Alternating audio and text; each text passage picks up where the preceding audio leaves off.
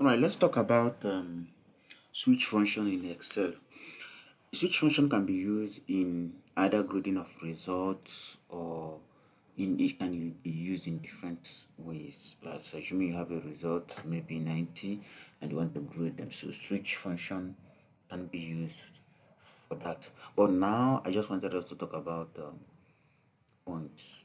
So in terms of points, let's say you have this point here and then you needed to make this one bad, and then 3, let's say 3 can be very good, no, or let's say if it is 3, let's say it's supposed to be good, and then if it is 4, then it's supposed to be very good, for example, and then 2, let's say the 2 that's supposed to be improved, for example, and then you just need to do this in all of them. So the best way to get that is using a switch function.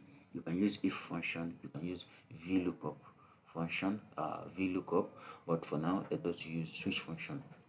Now if you remember last time we use if, we use VLOOKUP, and we also use a condition statement. So but now let's just use a switch function. So in terms of switch function, what you just need to do is to go in here and type switch.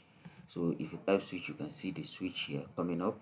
So in switch, you need to select the cell you want to use. So in my case, I want to use F2, and then I want to start with 5, and when it is 5, I expect it to be excellent. So let's do excellent, and then you close that again, you open up again. When it is 4, then comma, and then what next will it be for? So you put up this again, and then you say very good, and then you put comma again. When it is 3, then the 3 comma have to be, let's put it good, and then you close it up again.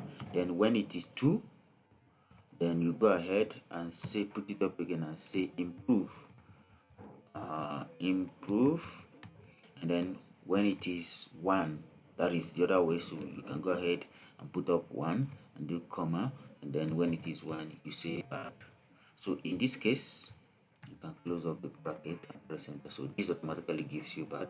So what do you need to do? You can drag down or double click, and that automatically takes you down here. So you can see this is a perfect way you can get it done. So if you look at this formula here, you see this is the way you can make the switch function. So like I said, it is not just only here, but let's say you have other things, like you have a great result. So